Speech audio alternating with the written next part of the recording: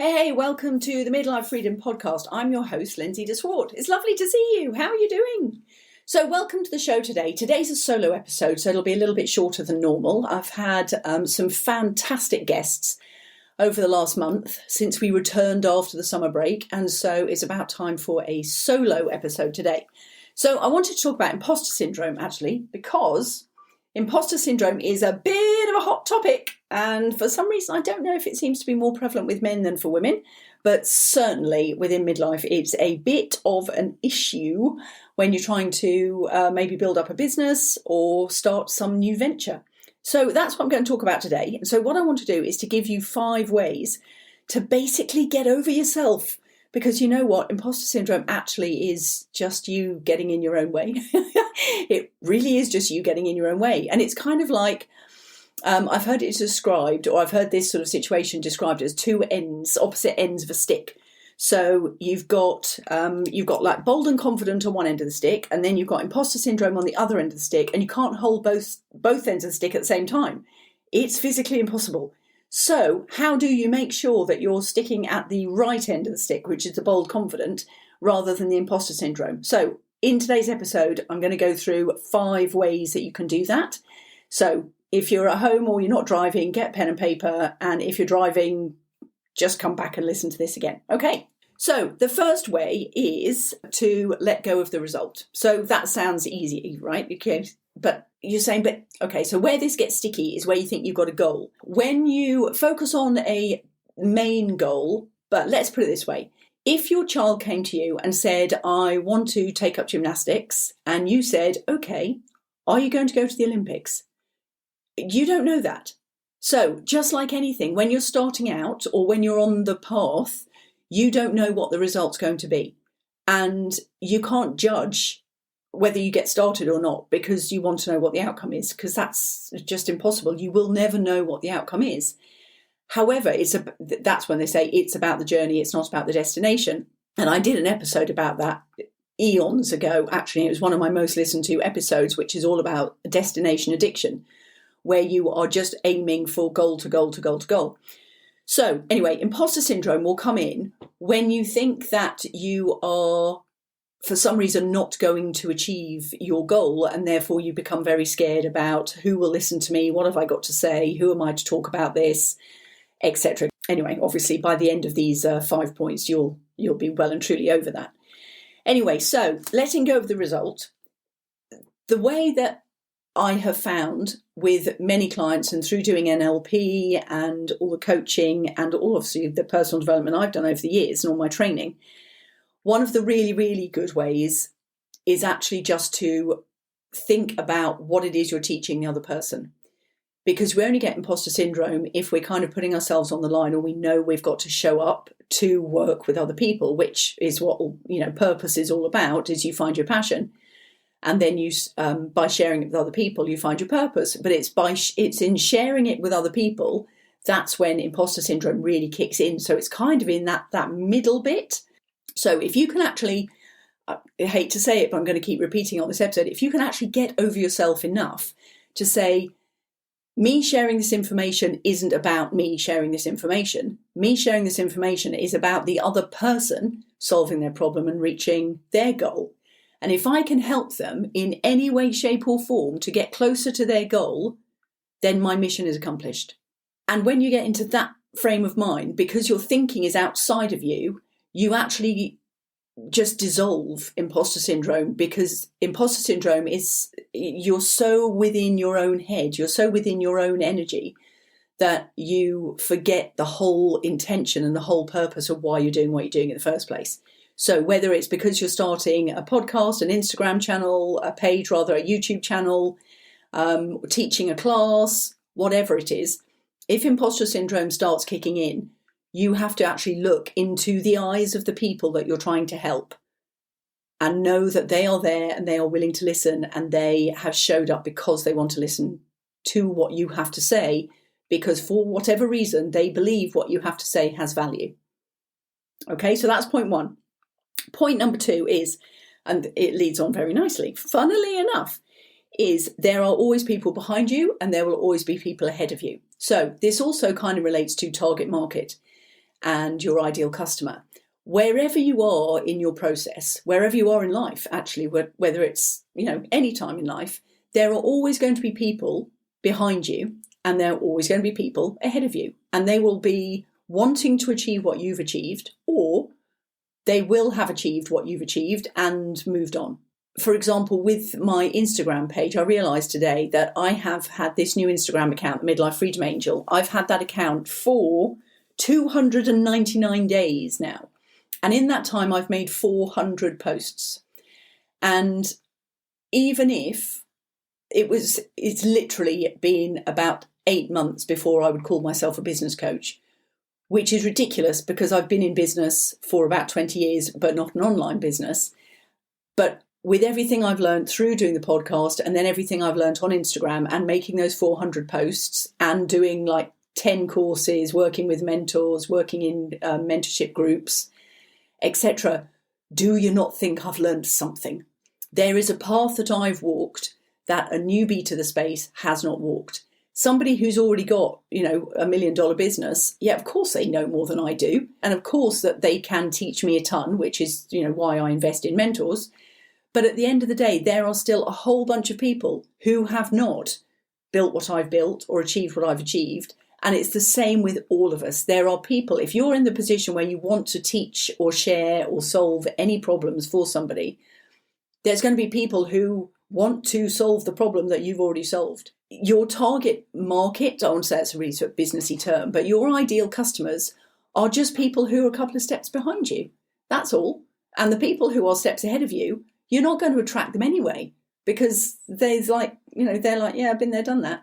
So there's no reason to be at the imposter syndrome end of the stick when you could actually be at the bold and confident end of the stick, because you know what what you're teaching, you know what you've done, you know what you've achieved. So Alex Hormozy, whose podcast you've probably heard me talk about, he's a very blunt business coach. And he's quite funny because he's like, if you only speak about what you've actually achieved, then nobody can really question your confidence. Nobody can question your confidence because you know what you know. You've walked the path. It's not like it's just like swimming. You can't learn swimming from reading about it. You have to actually do it. Same thing. You can't teach about doing something just from theory. You have to walk the path in order to learn the lessons. So it doesn't actually matter what qualifications you've got, what certificates you've got.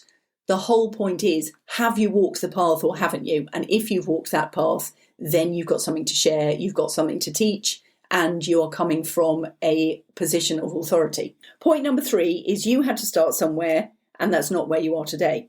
Everybody has to start somewhere. You are not the beginner now that you were when you started. And it's really easy to forget where you were when you started.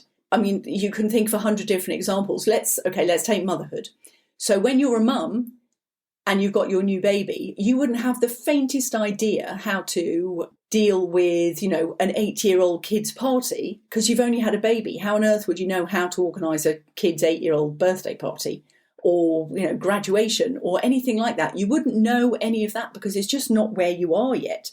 So you've got to appreciate that you've had your starter time and now you are further ahead than that, but there is somebody else who is starting. So it's a bit like point 2. There is always going to be people behind you. But remember, you have changed in the process of what you've learned. And that's what you're bringing to the table. That's the confidence that you stand in. And you're almost like on this rock solid platform of knowing what you know and being able to share what you know. So before we get to point number 4, I just wanted to say, if you're enjoying this episode and if you enjoy the podcast, there is a new feature now down in the notes, and it's Buy Me a Coffee. So if you're enjoying the show, please feel free to jump down into the notes after the show and just click on Buy Me a Coffee, and you can choose any amount on there. So you can choose any amount of coffee. But I'd be really grateful if you do that because it really helps the show to keep running. Advert break over. Now to point number 4, it's all about who you become in the process. You will learn stuff about yourself. When you take on a new project or a new adventure, you learn so much about yourself in the process. It is that whole idea of showing up. You just keep showing up and you've let go of the outcome. You know that there's going to be people ahead of you. You know there's going to be people behind you. But it is who you become in the process. And I mean, running is a classic example of this. It's the amount of times that you put on your trainers to get out the door to become a runner, shall we say. Whether it's a 5K, a 10K, half K, marathon. I always use running examples because it's one of the easiest things to get better at, just purely by showing up. And it doesn't take skill. That's the thing. It doesn't take any level of skill to become a runner. It takes showing up, and that's it. It literally doesn't ask anything of you other than to test your grit and your determination and your commitment to a process. So I worked with a business coach once, who I will never forget, because she said, I will only take on clients who have run a half marathon, which might seem a bit brutal. And she is the reason I did the half marathon, 20 years after any other half marathons I did, because she said, what you learn about yourself in the process, you bring to business. So I'm not suggesting that you run out the door and go and register for a half marathon, which is almost what I did, which was a little bit silly. Anyway, I do understand what she means. You show up for the rainy days, you show up for the cold days, you show up for the snowstorms, you show up for the heat waves. But at the end of the day, you just keep showing up. You achieve something that you're so proud of yourself for because you crossed the finishing line. And so it's the same with any goal. It's certainly the same with business, certainly the same with my Instagram. I just keep showing up. And so gradually, this audience, the followers, whether, followers are vanity metrics, but this audience, I just keep showing up. And now I get more feedback, I get more comments, I get more people wanting to work with me, wanting to speak to me. Because I've kept showing up, they actually know that they can depend on me to keep showing up, because that's all I've done is I've kept showing up. And you know what it's like when you start following somebody, or you start learning from somebody. You want to kind of go deeper, and you want to learn more about what it is they've got, what knowledge they have. So, this podcast is a classic example. Somebody finds the podcast, and then invariably they'll go and watch a number of different episodes because they're like, oh, well, I enjoyed that, so there's got to be something more to it. Anyway, so please go and download some more episodes. Go and have a watch. Okay, and then the last one is do what you do enough times that I dare anyone to question you. Okay, so if you show up doing what you do, knowing what you know, achieving what you've achieved enough times, I promise you that imposter syndrome will not even be on your radar, because the funny thing is, you become so confident in what you know that it's laughable that you could actually question what you know. But remember who it is that you're speaking to. There is always going to be a need for you to share the level of information you have, just because otherwise you wouldn't be in this space trying to make your passion into a purpose and falling into that valley of imposter syndrome. We could go into a whole different podcast about societal expectations of women and pressure put on us and etc., but that's not the nature of this. The nature of today's show is really just to give you those 5 ways to bust imposter syndrome so that it doesn't stop you in your tracks, and for want of a better expression, so that you can get over yourself. So let me just go over them quickly. So you let go of the result. There will always people. Remember, there is always people behind you and in front of you. Number 3 is you had to start somewhere, and that's not who you are today, and it's not where you are today. Number 4, who you become in the process and what you learn about yourself. And number 5 is do what you do enough times, and I dare anybody to question you. So anyway, thank you so much for listening to this. I hope it's been helpful. Please leave any comments, and please do go ahead and buy me a coffee. I'll see you on the next show. Thanks for listening to the show today. If you enjoyed it and you found it inspirational and motivational and encouraging, please do leave a review. I'd be so grateful. Also, below this episode, you'll find resources to help you through your midlife journey. There is also the community in the Facebook group, and I will see you in next week's episode. And thank you so much for listening. Take care. Bye.